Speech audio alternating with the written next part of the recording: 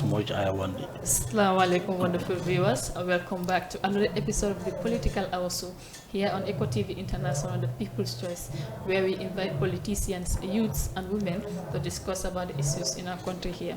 And today, our esteemed guest is my own brother, Seedy Touray, Bakau Youth Coordinator of United Democratic Party. We will talk to him shortly, but before that, you can kindly follow us on Facebook, TikTok, Instagram, and YouTube. Sponsors are also invited. You can call on the numbers on the screen to sponsor this program. I am your host, Rohiyat Touray. Assalamu alaikum. Alaikum salam. Please greet the audience. Okay. I am, Seedy Touray, the youth coordinator of Bakau. I'm so, impressed, to be, part of this program. I'm saying thank you to the viewers. I'm in Eco TV, the People's Choice. Okay, you are welcome to the show. Thank you so much. Okay, and Ramadan Mubarak too. Yeah, thank you. I know diseases, they don't usually fast because they are afraid of fasting. Yeah, I know. Yeah, and thank you for honoring this invitation too. Yeah. We've been seeing you in the background and in a lot of United Democratic Party's events. I've been seeing you there in most of their events, but I couldn't have the chance to talk to you. But then today, I thank Allah for having you here. So can you please walk us through a typical day or week in your role as the youth coordinator of United Democratic Party? Yeah, my typical week involves in coordinating activities that engage youths, young people to politics and to community development. I work closely with the ward coordinators and the constituency elders as well, and also the KM regional youth wing, including the national youth wing. In order to effectively mobilize and communications between the youth circle. Okay. Yeah. So and also another thing is what do you consider the single best and most important responsibility you have when it comes to youth wing? Okay, the most important responsibilities I have is mobilizing, empowering, and representing the youths within the party structure. Okay, and if you call on the youths, do they normally come out in large numbers or just few of them will come out? Yeah, for sure, we thank God for that. If you call upon them, they come with large number. Also, we know that youths play a significant portion of the Gambia populations, and UDP believe that young people must be a central pillars when it comes to nation development. Okay, so it is that in United Democratic Party, the youths are prioritized and given their position. Yeah, for sure, that is why when you check the party structure, you will see at the executive level we have a youth president. Okay. That is Ajiswane. So Ajiswane is there to represent the youths. He is the voice of the youth. Yes. So any matter concerning the youths, you understand, he will be there to to support the youth on that thing. Okay. Yeah. And also the third thing would be how does the youth wing interact with the main party? I mean the main party UDP leadership. Is there a formal structure for your voice to be heard or not? Yeah, there is a formal relationship structure. You understand? So whereby the party leadership, you understand, have a youth representative in their executive. That's what I just mentioned. That's Ajiswane, you understand? So Ajiswane is there to represent the youths in the executive level. So any matters or any challenges the youths are facing, we normally speak through Ajiswane. Then Aji will when they are having the executive meeting, Aji will talk about those things. So that is why the party also look into it through their manifesto. You understand, to make sure that the youth benefit so many things. When we have a change of government, Yeah, and also with the leadership of Haji Swane regarding the youth, do you guys in the background feel that you are represented in the party? Yeah, 100%. We feel that, we are representing in the party because, whatever is happening in the party, Ajay will, directly, communicate Okay. to all the, youth coordinators, you understand, and tell them, this is, what is happening in the party. Yeah. So now, how do you recruit new young members to the party? What's your elevator pitch to get a young person to join? Yeah, our elevators, to get the young person to join, the Bakau UDP youth wing is, we organize a youth rally. Okay. You understand? So that youth rally, help us, you understand, to talk to, the young peoples and convince them so that they can join the Bakau youth wing. Because, the message, we pass to them is that, come and join, Bakau UDP youth wing. It is a place where, your voice matter. Yeah. And, it is a place where you can also, develop your leadership, skills as well. Okay, so with regards to that, do you have any challenges talking to them, sort of that? Yeah. We have challenges because, like, at times, some of the youth will, tone us, down. You understand?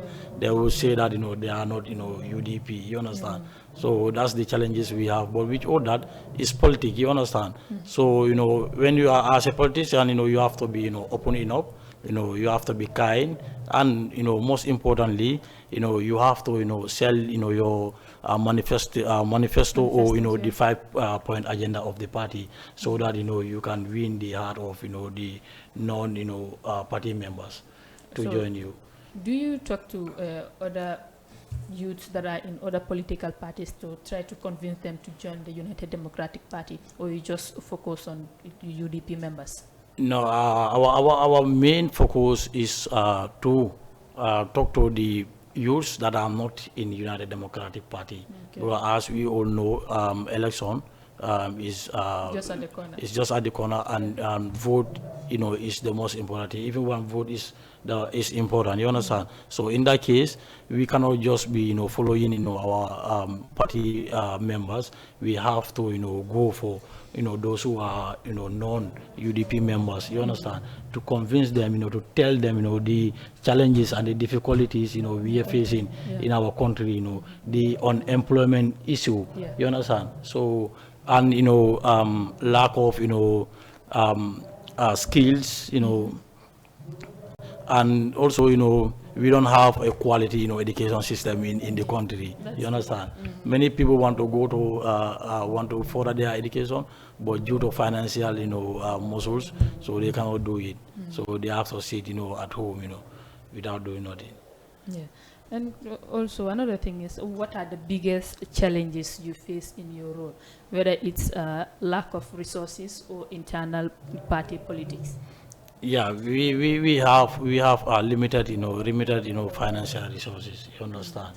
So at times we want to organize youth activities, or but due to unlimited, you understand, resources, we cannot do that. So that is the the most or the key challenges we are facing as youth. So don't you pursue the top United Democratic members for some of these challenges that you mentioned that you are facing, for them to help you out? Yeah, some at times they chip on if it is necessary. You understand? Okay. We talk to them about it, and they help us out. And also in Bakau, we are well organized. We have our diaspora personnel, our natives who are living in diasporas. They also help us a lot when it comes to youth engagements. Yeah. Okay. And what do you see as the top 3 issues affecting the young people in the country right now, and what is the UDP's plan to address them? Yeah, number one is youth unemployment is there, and education and skill development also is there. We have economic opportunity, and immigrants also is there. You understand? So UDP, as a party, are here, for everybody. You understand? Because they believe that without the youths, it will be difficult, for the country to move.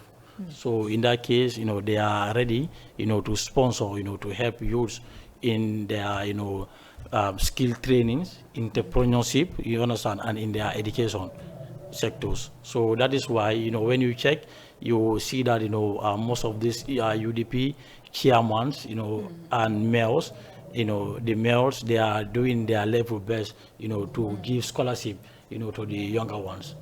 So. Are you also among the lucky ones that has a scholarship from these top ones? Yeah, actually. Maybe the mayors. Actually, actually, no, I'm not lucky. I'm not lucky, to get the scholarship from them. Yeah. But don't worry, you get one. You're so Okay. And the other thing is that what kind of community outreach or volunteer programs does the youth wing organize outside of the election season? Yeah, we did many things, like we do, cleaning exercise. You understand? Like we call it, Balahulo in Bakau. You understand? Where we go out and clean, all the community. You understand? So, and secondly also, during Ramadan also, we give our charities. Like we distribute, sugars, to the peoples, the orphans, the people that are in need of it. So we do that also. Yeah.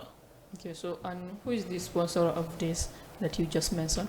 Yeah, it's sponsored by, our UDP, diaspora. Okay. Yeah. So it's just for your community, or because I've not seen you in our community? Yeah, for now it's just for our community, but I know in the future, it will be expand. You understand? So it will expand. When it expand, then you will come to our community first before your community. Alright, and for the youth, it is hard to engage with the youth. So what are the methods, and how do you try to engage with them, like the people in schools, universities, and vocational training centers? Yeah, the people in school, we engage them through, civil education. You understand?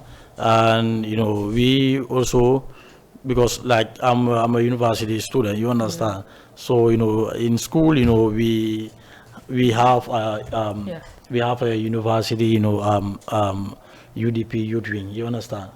Student youth wing. So Students youth wing. yeah, so that student youth wing also is doing their level best to talk to the students within the university and convince them and tell them, sell the 5-point agenda to them.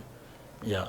Okay, now we will move into our local language. Some of our audience, Mandinka, Wolof, and English, not all of them can speak the same language. Same bit had damage to the wrong language. Like learning youth swing, but doko mikika mobe yajal. So for alka inclusive kela like a model represent many alonko, they are different from people. Isa doje mi alonko disabled tele, have a sirim push hono, dolby je many alonko ate moila or sifaten. So far alcohol they represent party kono leba. Yeah, could be represent party konole. I understand because Najela Komingo ekamuvata mulyalanko eranjultale. I understand. Well, it will be emoy. I understand. Nyilmu muleti mulyalanko they are very important in our in our most society. Times ikajel mulki isolate them. So they needed to be represented. So for what Alkasim Fata yellow? Yeah, Gasim Fata for now, in our youth wing, but Tonya Fole, or Musifal Montana, J.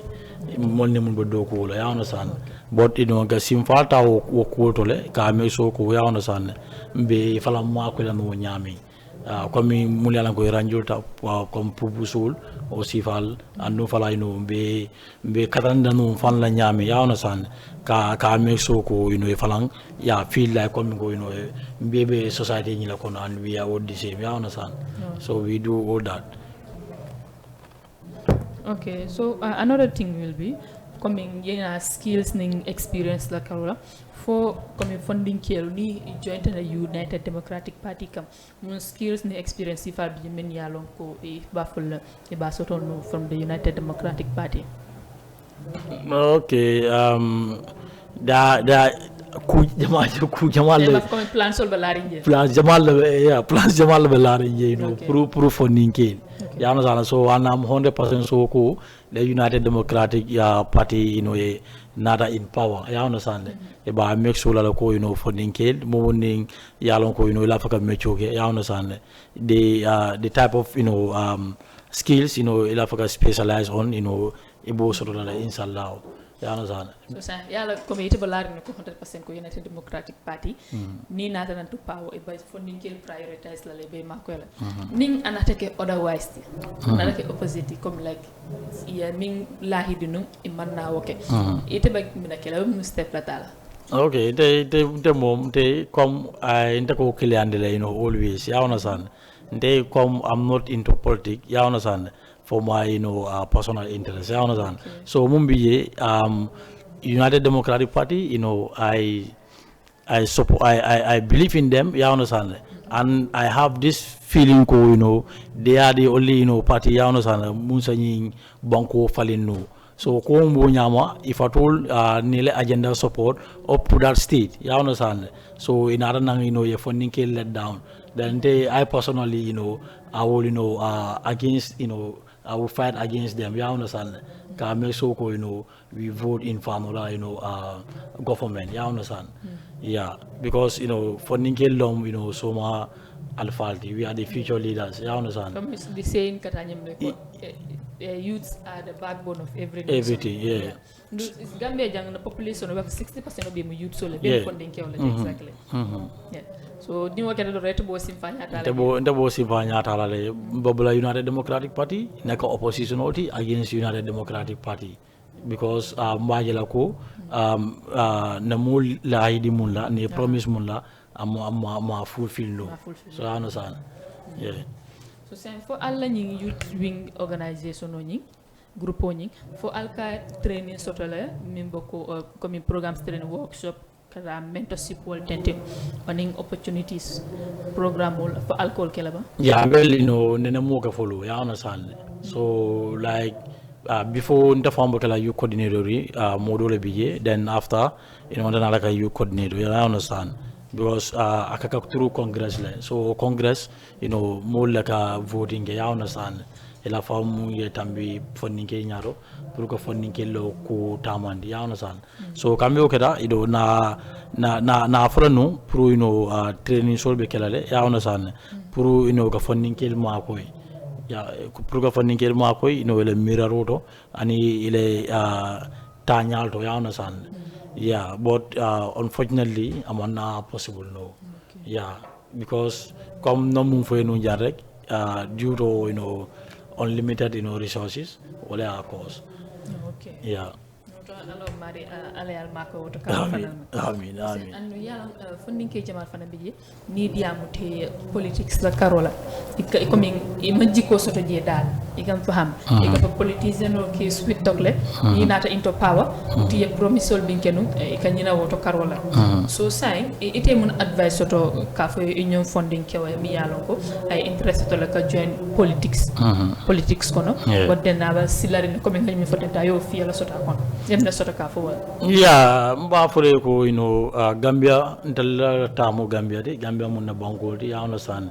so and funding ke ya important abakele ya understand because in the future ndal banko ni marra so lente ko be sila ko ma ya understand ndal responsibility tala aba kole ala bakele bayla na banko betula mo lebulu muli alanko e bo mo treat la anyhow ya understand ndal happy la no banko kan and tamu is not the solution ya understand so mo bi rek you know funding ke yakata you know ye tarapol because le ajibe politics le ko politics you know political ka dunia tamandi ya understand anni ko dal ko no you know political ga kije everywhere ya understand yeah so you know for so dundin ku kono ya understand na make sure you know ne funti ne engage into politics you understand but politico falang bakla in a way you understand labor politico kono because le Gambia jibe jang e ka jela na politician ul munyalan ko fo intel late lale you understand mol koko these people they are representing the voice of the youth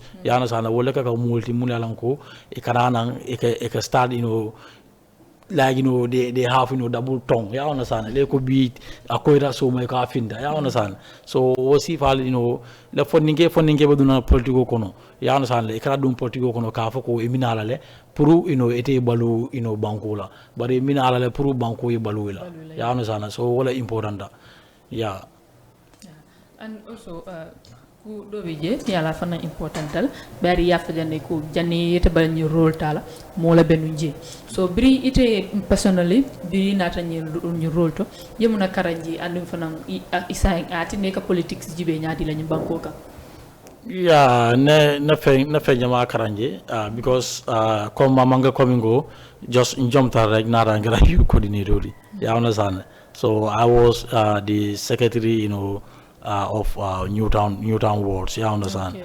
So, from there, then more start the can, point out, you understand? Because of my hard working and some people, they trust in me, you understand? You are too, right?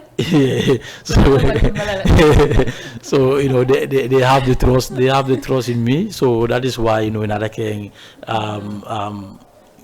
elect through the Congress you understand so not like a youth coordinator okay so am ke like ye tombono yena ye voting nak yeah so Congress like you understand so during that Congress you understand election okay so election wala ka determine you understand jumala be funding ke nyaato ka yala so akedo nyala fonkeda funding ke le nyaato ngol ngale ila opposition bakela siselte wala they are not capable so obviously you bangulo ne kan jamata mol fala no mumbo je almost sisele esi kuna goto ingande ngelo mbakela okay kudo fana beje muna mitala visonoti for the UDP youth wing by time of the election.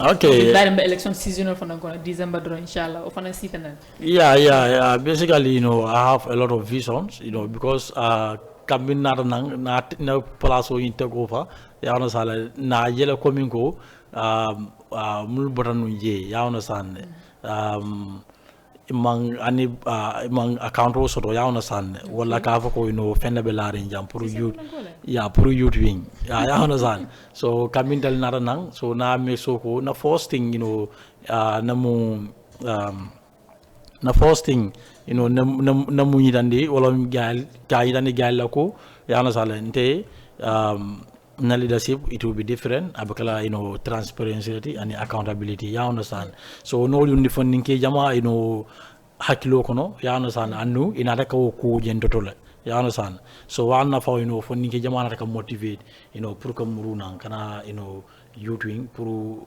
enin na do ko ke you understand so nte lafa mulla jandimbe bolaje lafa ka legacy la sedje wala minduko youth wing na na account sotole so na meso ko na account ay boss you understand ana tarantal botaje momondin minala be take over kala e bay la do ko se easy wol falamo you understand okay so say bearing coming like alla ni use ba min do ko la pour coming Gambia la Sam. So saying looking further ahead, itabala film future si fala pour United Democratic Party iya natina Gambia no len especially the youths. Yeah, mumbi yewolom ke doku dulal siandi. Ya no sala pour funding ke li fanafa e doku ke ba pare doku ni fala akana ka doku dorondi but sarari fala yande ka bete yale. You understand? Because Gambia, the RGB, more disturb. Most of these people, are engaged in corruption. Is because of the salary is too low.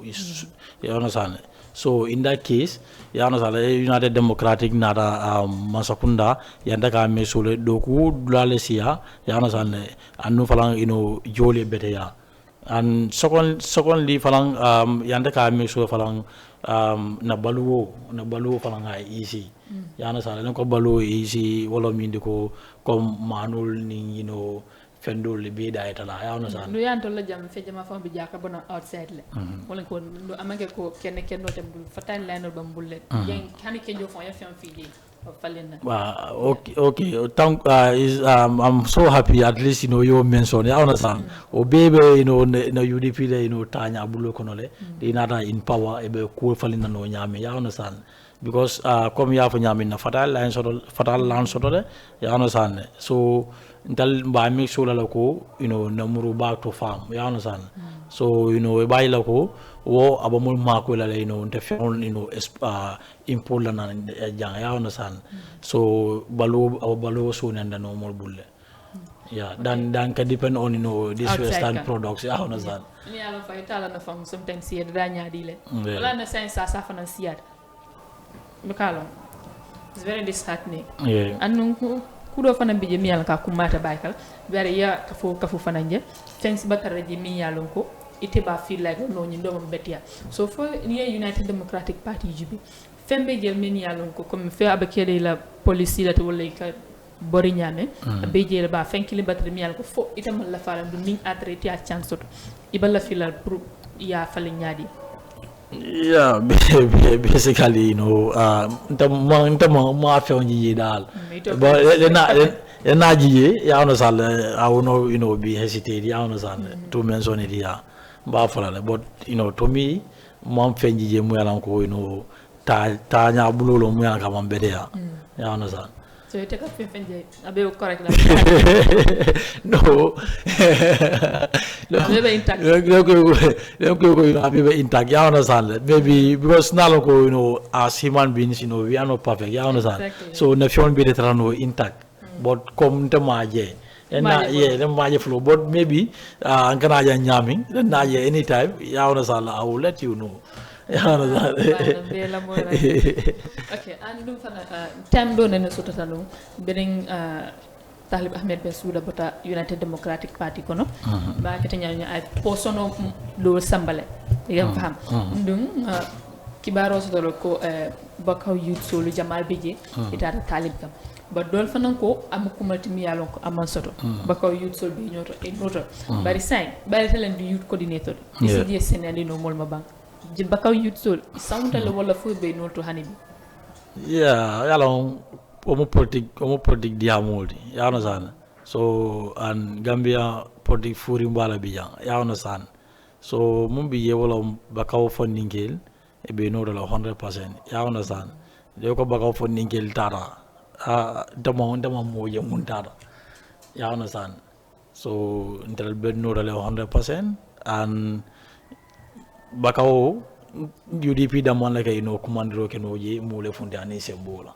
ya no sa fodingela fundani sembola bola abodola nim padi to malbe they all know Bakau is no go area for them you understand yeah but that's na Minnesota ka fo e monyo funding kele and ela youth wing members wol fana yeah monyo funding kel comme so okay monyo funding kel be advice la ya understand pour yaka modi mu yalan ko ya understand ne na banko foloje ya understand bon kana fa ko ba bula la fiano no ma ko mbo kala rek aba ko la na banko pour ay develop ando mota bula na banda pour kana Gambia da mole ya understand dal fa la sa Gambia develop no fa ye so mum bi jewolam ila dignity ya understand is the most important thing no matter what ya understand so intel falang bi bijang mba kang but soma the falam be down le bula la jang so down le future yanda ka make sure we better ya I build lo ma build aba ko la ba kele ya understand so minin tel be batamu kono down falam better o di sem batara fon kono mu fon tambi do di so ando wulula boko duwa yeah so for nickel comme baby advice la ya join United Democratic Party you understand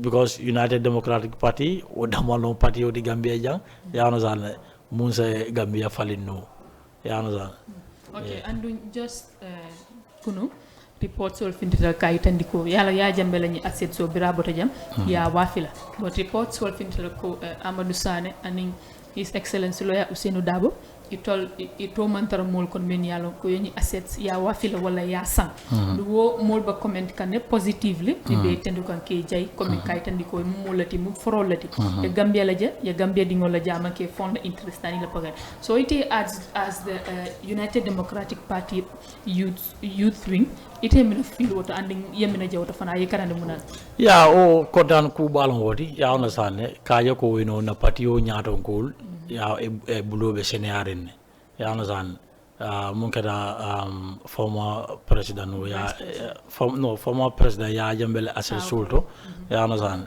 because ntal meta kanyum fole kay tan di Gambia no lako ba Ousainou mu moleti mu yalanko ay Gambia kanula in heart ya ona san and le na chance diala Gambia be change la so ba Ousainou le ala historical track gibe ba jela loko ba Ousainou na ma involved in any embezzling of taxpayers money or corruption you understand so wodamondama wayitande ko ba Ousainou is the only qualified presidential candidate in the Gambia so Gambianul yanda kay nyaayelele you understand so political ika jibele comme ko momu yalanko asa bonino bata kono you understand ay bango kono but ibuka jibe ko ka fako ni mo kari mantara si kilinto you understand wala dina nta support la you understand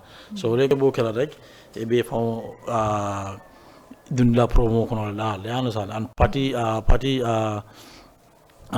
do fam ba fla nyaade and also ka fako like comme nepotism cool ka fako na oncle lebe do ko la government ya no sa wala na anti law nyinti wala dina ndabo ma sakunda support la ya no san amaya ko nyama le ma sakunda mon ta ka in a right way ya no san banko dun le nyantolo pour ka ma sakunda nyim faling ya no san ka ma sakunda do na fi na mu yalanko aba banko dun le bondira bata kono so ba Ousainou ni Amadou Sané ñilmu kebalati mu yalanko molong mulialanko if for long ya no san ye Gambia kan lo in hard so ni tanyi mansa sifa la pour na Gambia bo barago well time of Valentine jamfa say be bula dro yela kuma kala bon fo audience so la janne bita okay be namul konton la Bakau cool mbal be konton la ben deputy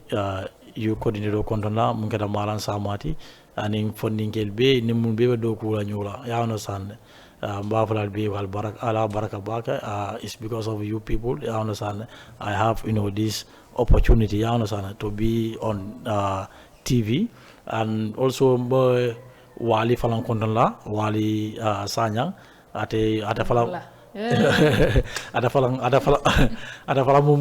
muloti mu yalan ko ake mol advice ba kele ya understand you doing come bita nyami be kala nyami so men ke ba fala ko la mu kala doctor ti doctor Marina be ko tan la kende ke mba fale ko baraka doctor fala mu muloti mu yalan ko abado ko ba le kan ina da politiko lo fanala ya understand yeah so ani jiberal mbal be konton ala baraka waage okay barin ko baraka ba ke tude ngana mande mori nin kala 40 bankara mori na camera le fela ba daso